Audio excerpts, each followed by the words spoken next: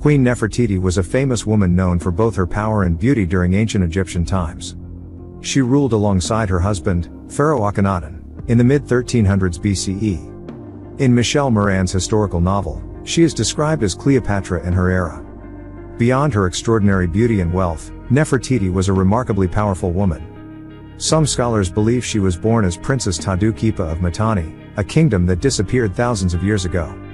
However, her life and legacy remain enigmatic, intriguing archaeologists worldwide. Ancient Kingdom of Mitanni. The ancient Mitanni kingdom was established by Indo-Iranian people in the region spanning present-day Syria and southeastern Turkey. It thrived from the mid-1500s to the 1300s BCE. Around 1350 BCE, Mitanni prospered under King Shuturna, making it a significant power alongside Egypt, the Hittite kingdom, Babylon, and Assyria. The relations between Mitanni and Egypt were strong during this time, with King Shuturna marrying Princess Tadu-Kipa to Pharaoh Amenhotep III, who ruled from 1388 to 1351 BCE. Later, when King Shuturna passed away, King Tushratta ascended to the throne, marking the end of the ancient Mitanni kingdom. He and his queen had a daughter named Tadu-Kipa, though little is known about her. It's believed she was born around the 12th year of Amenhotep III's reign in ancient Egypt. She is mentioned in the 7th position among the 13 Amanna tablets of King Tushratta, dating from 1350 to 1340 BCE. Later, Tadu-Kipa was married to Pharaoh Amenhotep IV, also known as Akhenaten, one of the weirdest pharaohs in ancient Egyptian history, in an effort to strengthen the relationship between the two empires. Some scholars have confirmed this.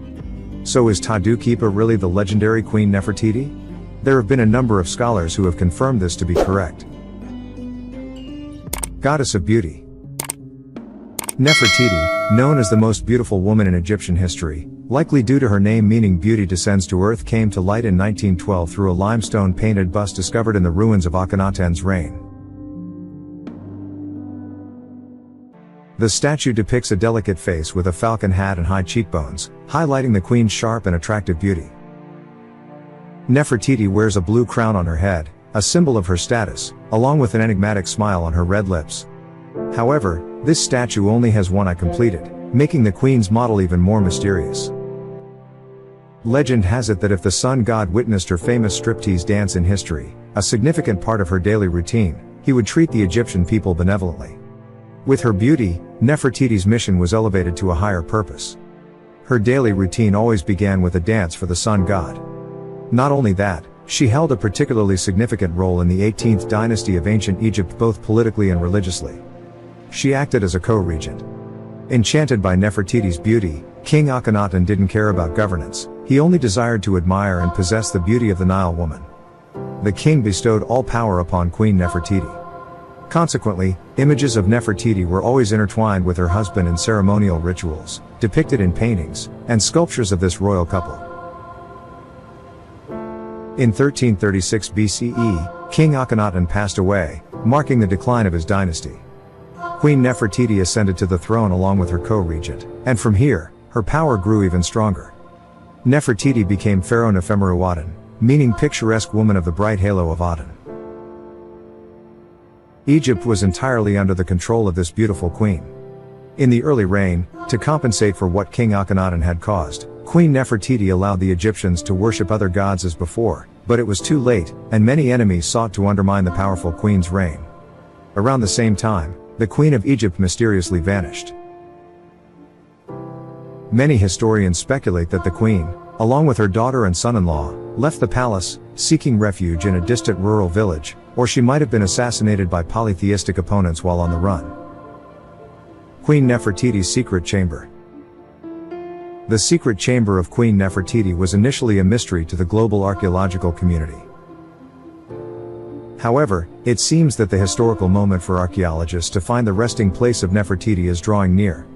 According to Madua el-Damatai, the former director of Egyptian archaeology, initial findings from a survey indicated that the walls inside King Tutankhamun's 3,300-year-old tomb showed signs of unusual markings and scratches.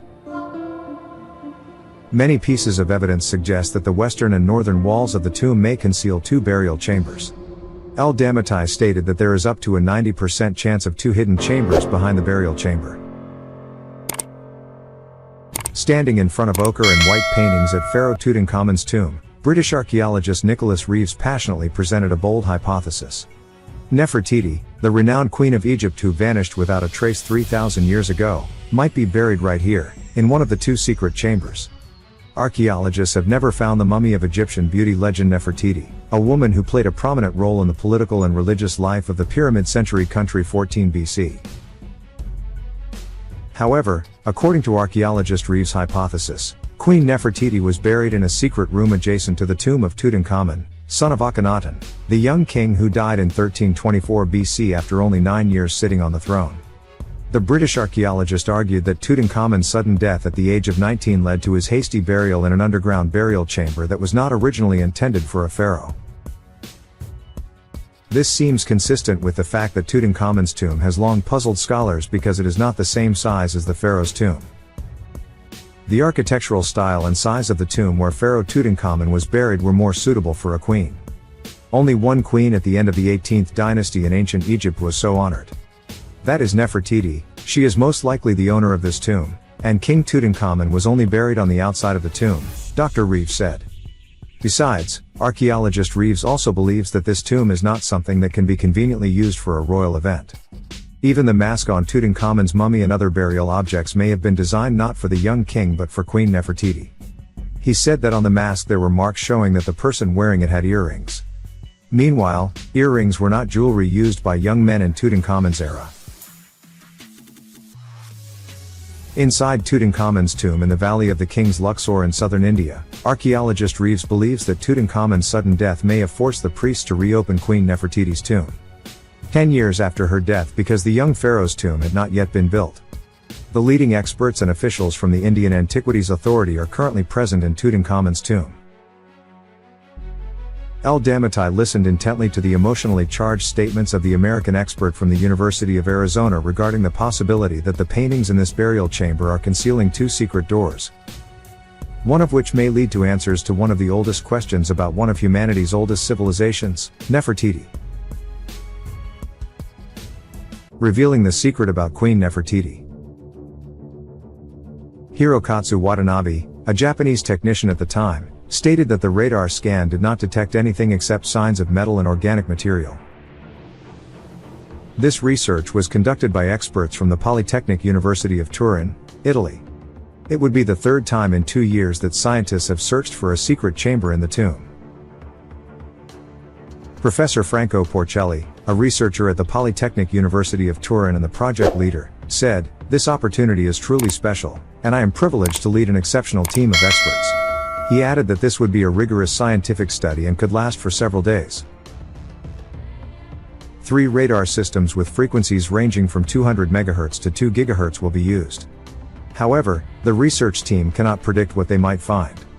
If the scan and radar yield results, it would truly be a groundbreaking discovery, comparable in significance to when Howard Carter and scientists discovered Pharaoh Tutankhamun's tomb in 1922.